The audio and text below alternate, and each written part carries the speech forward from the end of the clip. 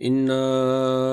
أنزلنا التوراة فيها هدى ونور يحكم بها النبيون الذين أسلموا للذين هادوا والربانيون والأحبار بما استحفظوا من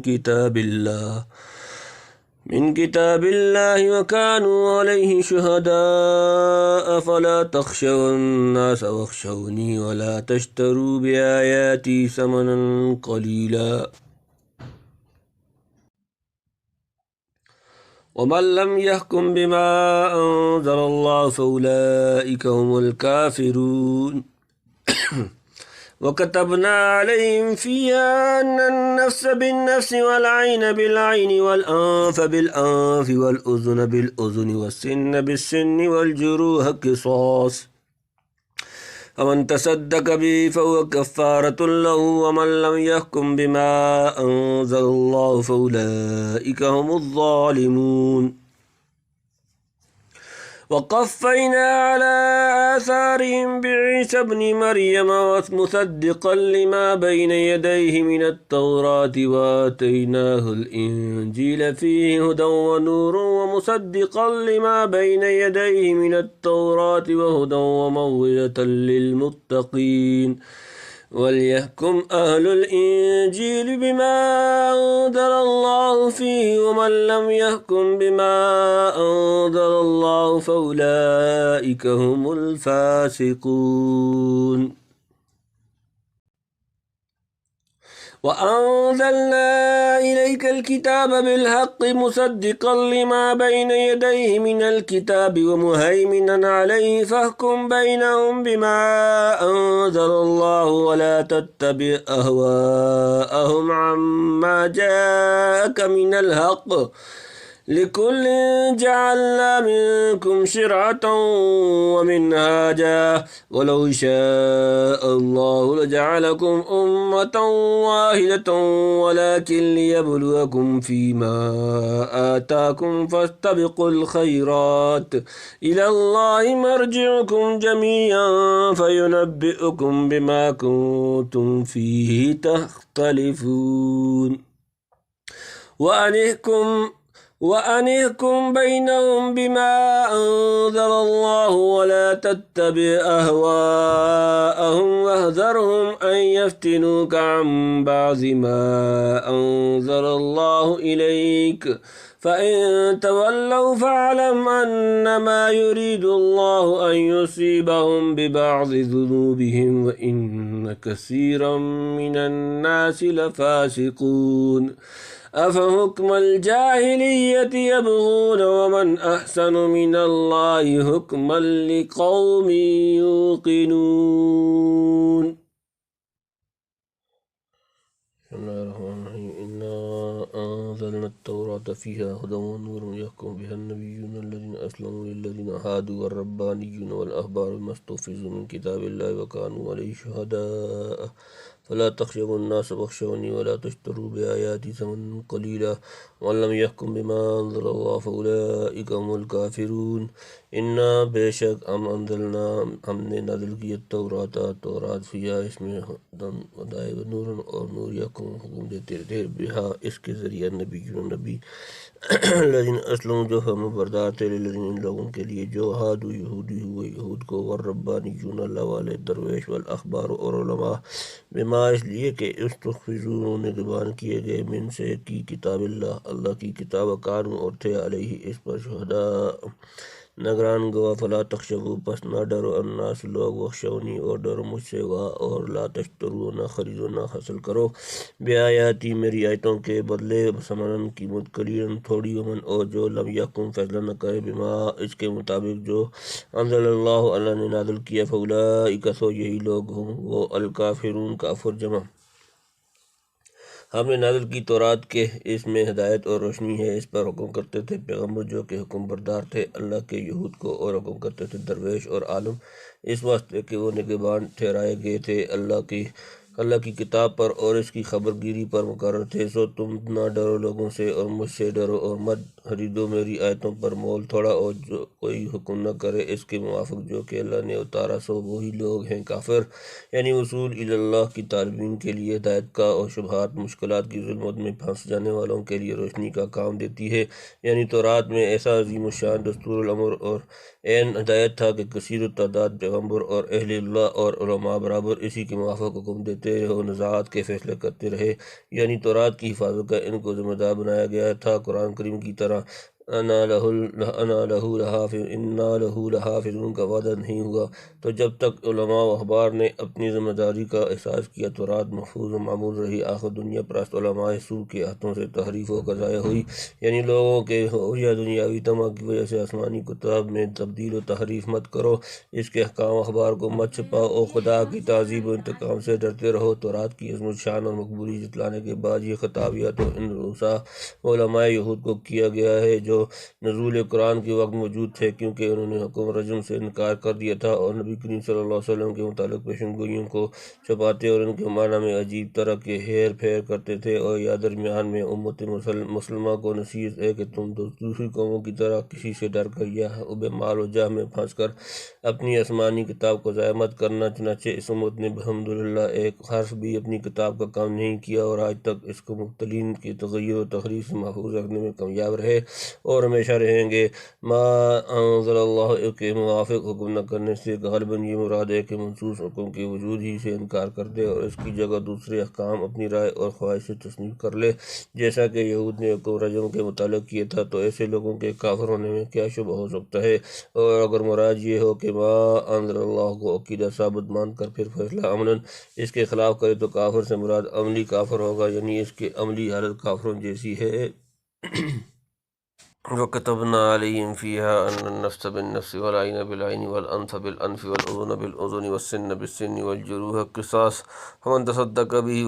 فَهُوَ كَفَّارَةٌ لَهُ وَمَنْ لَمْ يَحْكُم بِمَا أَنزَلَ اللَّهُ فَأُولَئِكَ هُمُ الظَّالِمُونَ۔ وَكَتَبْنَا اور ہم نے لکھا فرض کیا علیہم ان پر فیہا اس میں انا کے النفس جان بالنفس جان کے بدلے، والعین اور آنکھ بالعین آنکھ کے بدلے، والانف اور ناک بالانف ناک کے بدلے، والاذن اور کان بالاذن کان کے بدلے، والسن اور دانت بالسن دانت کے بدلے، والجروح اور زخموں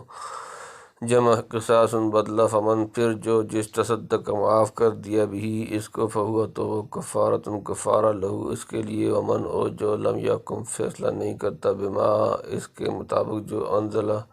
نازل کیا اللہ فاولئک تو یہی لوگ ہم وہ الظالمون ظالم جمع، اور لکھ دیا ہم نے ان پر اس کتاب میں کہ جی کے بدلے جی اور آنکھ کے بدلے آنکھ اور ناک کے بدلے ناک اور کان کے بدلے کان اور دانت کے بدلے دانت اور زخموں کے بدلے ان کے برابر۔ پھر جس نے معاف کر دیا تو وہ گناہ سے پاک ہو گیا، اور جو کوئی حکم نہ کرے اس کے موافق جو کہ اللہ نے اتارا، سو وہی لوگ ہیں ظالم۔ قصاص کا یہ حکم شریعت موسوی میں تھا، اور بہت سے علماء اصول نے تصریح کی ہے کہ جو پچھلی شرائع قرآن کریم یا ہمارے پیغمبر علیہ السلام نے نقل فرمائی، بشرطے کہ ان کی نسبت کسی جگہ حضور نے کوئی انکار یا ترمیم نہ فرمائی ہو، تو وہ اس امت کے حق میں بھی تسلیم کی جائیں گی، گویا بدون میں رد و انکار کے ان کو سنانا تلقی بالقبول کی دلیل ہے۔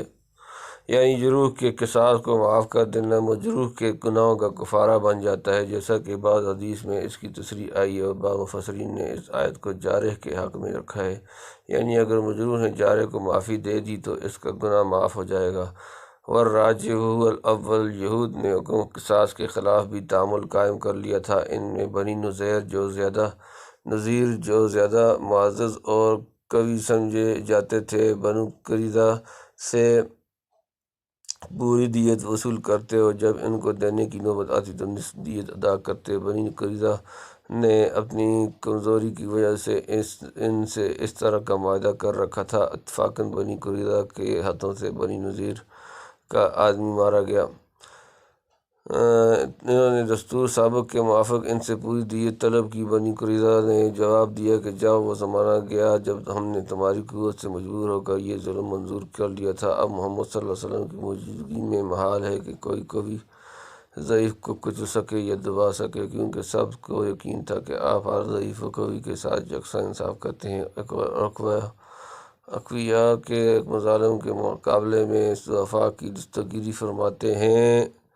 انجام کا یہ معاملہ حضور صلی اللہ علیہ وسلم کی عدالت میں پیش ہوا اور بنی قریظہ نے جو خیال اس پہ کر عدل و انصاف کی نسبت ظاہر کیا تھا بلا کا مقاصد صحیح نکلا۔ حکم قصاص کے بعد وَمَن لَّمْ يَحْكُم بِمَا أَنزَلَ اللَّهُ إِلَىٰ فرمانے سے اس واقعہ کی طرف اشارہ ہے، اور چونکہ رجم کی طرح قصاص کے حکم شرعی ہونے سے صریحاً انکار نہیں کیا تھا بلکہ آپس کی مفاہمت سے خلاف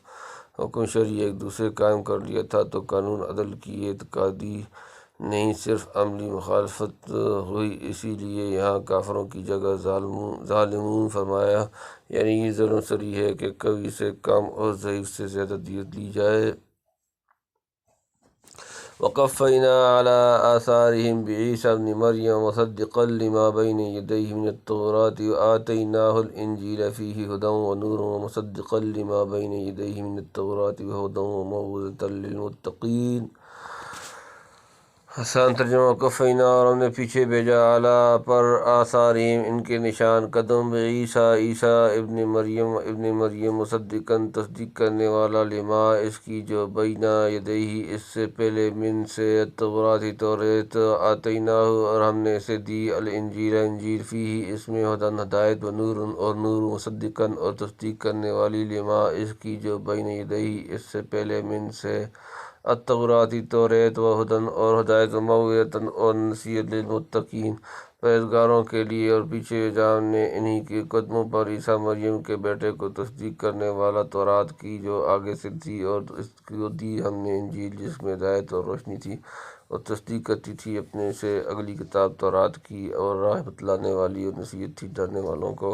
یعنی ان کے نقش قدم پر یہ بھی چلتے تھے، یعنی حضرت عیسیٰ علیہ السلام خود اپنی زبان سے تورات کی تصدیق فرماتے تھے، اور جو کتاب انجیل ان کو دی گئی تھی وہ بھی تورات کی تصدیق کرتی تھی، اور انجیل کی نوعیت بھی نور و ہدایت ہونے میں تورات کی طرح تھی۔ احکام و شرائع کے اعتبار سے دونوں میں بہت ہی قلیل فرق تھا، جیسا کہ وَلِأُحِلَّ لَكُم بَعْضَ الَّذِي حُرِّمَ عَلَيْكُم سورہ نمبر 3 سورہ آل عمران آیت نمبر 50 میں اشارہ کیا گیا ہے، اور یہ فرق تورات کی تصدیق کے منافی نہیں۔ جیسے آج ہم قرآن کو ماننے اور صرف اسی کے احکام کو تسلیم کرنے کے باوجود بھی الحمدللہ تمام کتب سماویہ کے من عند اللہ ہونے کی تصدیق کرتے ہیں۔ وَلْيَحْكُمْ أَهْلُ الْإِنجِيلِ بِمَا أَنزَلَ اللَّهُ فِيهِ مَن لَّمْ يَحْكُم بِمَا أَنزَلَ اللَّهُ فَأُولَٰئِكَ هُمُ الْفَاسِقُونَ۔ وَلْيَحْكُمْ اور فیصلہ کریں، اہل الانجیل انجیل والے، بما اس کے ساتھ جو انزل نازل کیا اللہ فیہ اس میں، ومن اور جو لم یحکم فیصلہ نہیں کرتا، بما اس کے مطابق جو انزل نازل کیا اللہ فاولئک تو یہی لوگ ہوں وہ الفاسقون فاسق نافرمان۔ اور چاہیے کہ حکم کریں انجیل والے موافق اس کے جو کہ اتارا اللہ نے اس میں، اور جو کوئی حکم نہ کرے موافق اس کے جو کہ اتارا اللہ نے، سو وہی لوگ ہیں نافرمان۔ یا تو عیسائی جو نزول انجیل کے وقت موجود تھے، ان کو یہ حکم دیا گیا تھا، اس کو یہاں نقل فرما رہے ہیں، اور ہو سکتا ہے کہ نزول قرآن کے وقت جو عیسائی مخاطب تھے ان سے کہا گیا ہو کہ جو کچھ انجیل میں اللہ تعالیٰ نے اتارا ہے اس کے موافق ٹھیک حکم کریں، یعنی ان پیشن گوئیوں کو چھپانے یا لغو اور محمول تعویلات سے بدلنے کی کوشش نہ کریں، جو انجیل میں پیغمبر آخر زمان اور مقدس فارکلیت کی نسبت حضرت مسیح کی زبان کی گئی ہے۔ یہ خدا تعالیٰ کی ساتھ نافرمانی ہوگی کہ جس ہادی جلیل اور مصلح عظیم کے متعلق حضرت مسیح پر یہ فرمائیں کہ جب وہ روح حق آئے گی تو تمہیں سچائی کی ساری راہیں بتلائے گی، اس کی تکذیب پر کم بستہ ہو کر اپنے لیے ابدی خسران قبول کرو۔ کیا مقدس مسیح اور اس کے پروردگار کی فرمانبرداری کی یہی معنی ہے؟ وَأَنزَلْنَا إِلَيْكَ الْكِتَابَ بِالْحَقِّ مُصَدِّقًا لِّمَا بَيْنَ يَدَيْهِ مِنَ الْكِتَابِ مُهَيْمِنًا عَلَيْهِ فَاحْكُم بَيْنَهُم بِمَا أَنزَلَ اللَّهُ وَلَا تَتَّبِعْ أَهْوَاءَهُمْ عَمَّا جَاءَكَ مِنَ الْحَقِّ لِكُلٍّ جَعَلْنَا مِنكُمْ شِرْعَةً وَمِنْهَاجًا وَلَوْ شَاءَ اللَّهُ لَجَعَلَكُمْ أُمَّةً وَاحِدَةً وَلَٰكِن لِّيَبْلُوَكُمْ فِيمَا آتَاكُمْ فَاسْتَبِقُوا الْخَيْرَاتِ إِلَى اللَّهِ مَرْجِعُكُمْ جَمِيعًا فَيُنَبِّئُكُم بِمَا كُنتُمْ فِيهِ تَخْتَلِفُونَ۔ وَأَنزَلْنَا اور ہم نے نازل کیا الیک آپ کی طرف الکتاب کتاب الحق سچائی کے ساتھ، مصدقاً تصدیق کرنے والی، لما اس کی جو بین یدیہ اس سے پہلے، من سے الکتاب کتاب، مہیمن ہونے کے بعد، محافظ علیہ اس پر، حکم سو فیصلہ کریں، بینہم ان کے درمیان، بما اس سے جو انزل نازل کیا اللہ اور لا تتبعوا نہ پیروی کریں اہواءہم ان کی خواہشات، اما اس سے جا کر تمہارے پاس آگے، من سے الحق حق، لکل ہر ایک کے لیے، جعلنا ہم نے مقرر کیا، منکم تم میں سے، شریعۃ دستور، منہاجن اور راستہ، ولو اور شاء اللہ اللہ چاہتا لجعلکم تو تمہیں کر دیتا امت واحد واحد ایک، ولیکن اور لیکن لیبلوکم تاکہ تمہیں آزمائے، فی میں ما جو آتاکم اس نے تمہیں دیا، فاستبقوا پس سبقت کرو، الخیرات نیکیاں، الی طرف اللہ مرجعکم تمہیں لوٹنا، جمیعاً سب کو، فینبئکم وہ تمہیں بتلا دے گا، بما جو کنتم تم تھے فیہ اس میں تختلفون اختلاف کرتے ہو، تجھ پر اتاری ہم نے کتاب سچی تصدیق کرنے والی سب کا کتابوں کی اور ان کی مضامین پڑھنے کے بعد، سو تو حکم کر ان میں موافق اس کے جو کہ اتارا اللہ نے، اور ان کی خوشی پر مت چل، چھوڑ کر سیدھا راستہ جو تیرے پاس آیا، ہر ایک کو تم میں سے دیا ہم نے ایک دستور اور راہ، اور اللہ چاہتا تو تم کو ایک دین پر کر دیتا، لیکن تم کو آزمانا چاہتا ہے اپنے دیے ہوئے حکموں پر، میں سو تم دوڑ کر لو خوبیاں اللہ کے پاس، تم سب کو پہنچنا ہے، پھر جتاوے گا جس بات میں تم کو اختلاف تھا۔ مہیمن کے کئی معنی بیان کیے گئے ہیں، امین، غالب، حاکم، حافظ، نگہبان، ہر معنی کے اعتبار سے قرآن کریم کا کتب سابقہ کے لیے مہیمن ہونا صحیح ہے۔ خدا کی جو عمارت تورات و انجیل وغیرہ کی کتب سماویہ میں ودیت کی گئی تھی وہ معاش زائد قرآن میں محفوظ ہے، جس میں کوئی خیانت نہیں ہوئی، اور جو بعض فروعی چیزیں ان کتابوں میں زمانہ یا ان حصوص و حتمین کی حسب حال تھیں ان کو قرآن نے منسوخ کر دیا، اور جو حقائق ناتمام تھیں ان کو پوری تکمیل فرما دی ہے، اور جو ایسا اس وقت کے اعتبار سے غیر مضمون تھا اسے بالکل نظر انداز کر دیا ہے۔ یہود میں باہم کچھ نزاع ہو گیا تھا، ایک فریق جس میں ان کے بڑے بڑے مشہور علماء اور مقتدیٰ شامل تھے، آپ صلی اللہ علیہ وسلم کی خدمت میں حاضر ہوئے اور فضل نزاع کی درخواست کی، اور یہ بھی کہا کہ آپ کو معلوم ہے کہ عموماً قوم یہود ہمارے اختیار و اقتدار میں ہے، اگر آپ فیصلہ ہمارے موافق کر دیں گے تو ہم مسلمان ہو جائیں گے اور ہمارے اسلام لانے سے جمہور یہود اسلام قبول کر لیں گے۔ نبی کریم صلی اللہ علیہ وسلم نے اس رشوتی اسلام کو قبول نہ کیا اور ان کی خواہشات کی پیروی سے صاف انکار فرما دیا۔ اس پر یہ آیت نازل ہوئی۔ ابن کثیر کو استفادہ میں ان آیات کا جو شان نزول ہم لکھ چکے ہیں، اس سے صاف عیاں ہے کہ آیت کا نزول بعد اس کے ہوا کہ آپ ان کی خوشی اور خواہش پر چلنے سے انکار فرما چکے تھے، تو یہ آیات آپ کی استقامت کی تصویر اور آئندہ بھی ایسی ہی شان عظمت پر ثابت قدم رہنے کی تاکید کے لیے نازل ہوئیں۔ جو لوگ اس قسم کی آیات کو نبی صلی اللہ علیہ وسلم کی شان عظمت کے خلاف تصور کرتے ہیں وہ نہایت ہی قاصر الفہم ہیں۔ اول تو کسی چیز سے منع کرنا اس کی دلیل نہیں کہ جس کو منع کیا جا رہا ہے وہ اس ممنوع چیز کا ارتکاب کرنا چاہتا تھا۔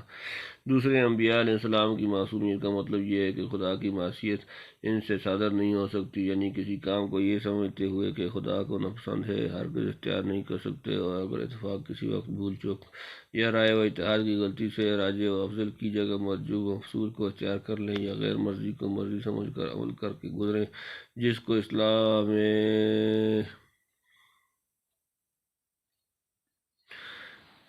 میں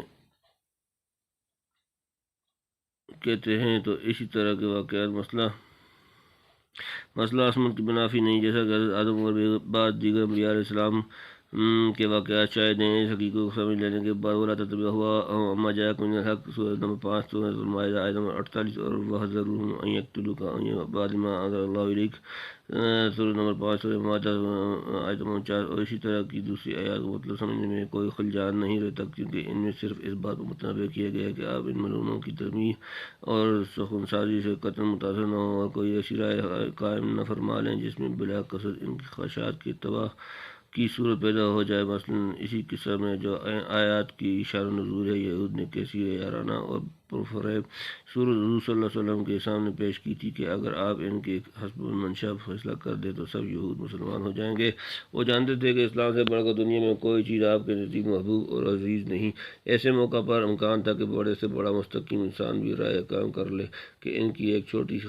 خواہش کے قبول کر لینے میں جبکہ اتنی عظیم و شان دینی منفعت کی توقع ہو، کیا مذائقہ ہے۔ اس طرح کے خطرناک و مذلت الاقدام موقع پر قرآن کریم پیغمبر صلی اللہ علیہ وسلم کو متنبہ کرتا ہے کہ جو قبول کر بھی کوئی ایسی رائے قائم نہ کر لیجیے جو آپ کی شان رفیع کے مناسب نہ ہو۔ حضور کا کمال تقویٰ اور انتہائی فہم و تدبر و نزول آیت سے پہلے ہی ان ملعین کے مکر و فریب کو رد کر چکا تھا، لیکن فرض کیجیے اگر ایسا نہ ہو چکا ہوتا تب بھی آیت کا مضمون جیسا کہ ہم تقریر کر چکے ہیں حضور کی شان عظمت کے اصل مخالف نہیں، یعنی خدا نے ہر امت کا آئین اور طریقہ کار اس کے احوال و استعداد کے مناسب جداگانہ رکھا، اور باوجود کہ تمام انبیاء اور ملل سماویہ اصول دین اور مقاصد کلیہ میں جن پر نجات ابدی کا مدار ہے باہم متحد اور ایک دوسرے کے مصدق رہے ہیں، پھر بھی جزیات اور فروع کے لحاظ سے ہر امت کو ان کے ماحول اور مخصوص اطلاعات کے موافق احکام و ہدایات دی گئی۔ اس آیت میں اس فروعی اختلاف کی طرف اشارہ ہے۔ صحیح بخاری کی ایک حدیث میں جو سب انبیاء علیہ السلام کو آپس میں راتب بھائی فرمایا ہے، جن کا باپ ایک ہو اور مائیں مختلف ہوں، اس کا مطلب بھی یہی ہے کہ اصول سب کی ایک ہے اور فروع میں اختلاف ہے، اور چونکہ بچہ کی تولید میں باپ فاعل اور مفیس اور ماں قابل اور محل افادہ بنتی ہے، اس سے نہایت لطیف اشارہ اس طرف بھی ہو گیا کہ شرائع سماویہ کا اختلاف مخاطبین کی قابلیت و استعداد پر مبنی ہے، ورنہ مبدا فیاض میں کوئی اختلاف و تردد نہیں۔ سب شرائع و ادیان سماویہ کا سرچشمہ ایک ہی ذات اور اس کا علم ازلی ہے، یعنی کون تم میں سے خدا کی ملکیت مطلقہ، علم محیط اور حکمت بالغہ پر یقین کر کے ہر نئے حکم کو حق و ثواب سمجھ کر بطوع و رغبت کو قبول کر لے، اور ایک وفادار غلام کی طرح جدید حکم کے سامنے گردن جھکا دینے کے لیے تیار رہتا ہے۔ یعنی شرائع کے اختلاف کو دیکھ کر خام خواہ کی کیل و کال اور کج بحثیوں میں پڑھ کر وقت نہ گواؤ۔ وصول اللہ کا ارادہ کرنے والوں کو عملی زندگی میں اپنی دوڑ دھوپ رکھنی چاہیے، اور جو عقائد، اخلاق اور اعمال کی خوبیاں شریعت سماویہ پیش کر رہی ہے، ان کے لیے لینے میں چستی دکھلانی چاہیے۔ تو انجام کا خیال کر کے حسنات و خیرات کی تحصیل میں مستعدی دکھلاؤ، اختلافات کی سب حقیقت وہاں جا کر کھل جائیں گی۔ وَأَنِحْكُم بَيْنَهُم بِمَا أَنزَلَ اللَّهُ وَلَا تَتَّبِعْ أَهْوَاءَهُمْ وَاحْذَرْهُمْ أَن يَفْتِنُوكَ عَن بَعْضِ مَا أَنزَلَ اللَّهُ إِلَيْكَ فَإِن تَوَلَّوْا فَاعْلَمْ أَنَّمَا يُرِيدُ اللَّهُ أَن يُصِيبَهُم بِبَعْضِ ذُنُوبِهِمْ وَإِنَّ كَثِيرًا مِنَ النَّاسِ لَفَاسِقُونَ۔ اور یہ کہ احکم فیہ فیصلہ کرے بینہم ان کے درمیان بما اس سے جو انزل نازل کیا اللہ ولا تتبعوا نہ چلو اہواءہم ان کی خواہشیں، وَاحْذَرْهُمْ اور ان سے بچتے رہو، ان کے یفتنون کا بکار دیں ان سے بعض کے کسی ما جو انزل نازل کیا اللہ الیک آپ کی طرف، پھر اگر تولوا منہ موڑ جائیں فعلم تو جان لو انما صرف یہی یرید چاہتا ہے اللہ ان کے یصیبہم انہیں پہنچا دے بسبب بعض ذنوبہم ان کے گناہ، وان اور بے شک کثیر اکثر من سے الناس لوگ فاسقون نافرمان۔ اور یہ فرمایا کہ حکم اگر ان موافق اس کے جو کہ اتارا اللہ نے، اور مت چل ان کی خواہش پر اور بچتا رہے ان سے کہ تجھ کو بیکار نہ دیں کسی ایسی تجھ کو بیکار نہ دیں کسی ایسی حکم سے جو اللہ نے اتارا تجھ پر، پھر اگر نہ مانے تو جان لے کہ اللہ نے یہی چاہا کہ پہنچاویں ان کو کچھ سزا ان کے گناہوں کی، اور لوگوں میں بہت ہیں نافرمان۔ یعنی آپس کے اختلافات میں خواہ دنیا کیسی دست و گریبان رہے، آپ کو یہ حکم ہے کہ ما انزل اللہ کے موافق حکم دیتے رہیں، اور کسی کے کہنے سننے کی کوئی پرواہ نہ کریں۔ پوری سزا جو قیامت میں ملے گی، لیکن کچھ تھوڑی سی سزا دے کر یہاں بھی مجرم کو یا دوسرے دیکھنے والوں کو ایک گنا تنبیہ کر دی جاتی ہے۔ یعنی آپ ان لوگوں کے اعراض و انحراف سے زیادہ ملول نہ ہوں۔ دنیا میں نفع بردار بندے ہمیشہ تھوڑے ہی ہوتے ہیں۔ وما اکثر الناس ولو حرصت بمؤمنین، سورہ نمبر 12 سورہ یوسف آیت نمبر 103۔ افحکم الجاہلیت یبغون من احسن من اللہ حکما لقوم یوقنون۔ افحکم کیا حکم الجاہلیت یبغون وہ چاہتے ہیں، من اور کس احسن بہترین من سے اللہ حکم لقوم لوگوں کے لیے یوقنون یقین رکھتے ہیں۔ اب کیا حکم چاہتے ہیں کفر کے وقت کا، اور اللہ سے بہتر کون ہے حکم کرنے والا یقین کرنے والوں کے واسطے۔ یعنی جو لوگ خدا کی شہنشاہیت، رحمت کاملہ اور علم محیط پر یقین کامل رکھتے ہیں، ان کی نزدیک دنیا میں کسی کا حکم خدا کے حکم کے سامنے لائق التفات نہیں ہو سکتا۔ پھر کیا یہ لوگ احکام الہیہ کی روشنیاں جانے کے بعد جنون و ہوا اور کفر اور جاہلیت کے اندھیرے ہی کی طرف جانا پسند کرتے ہیں؟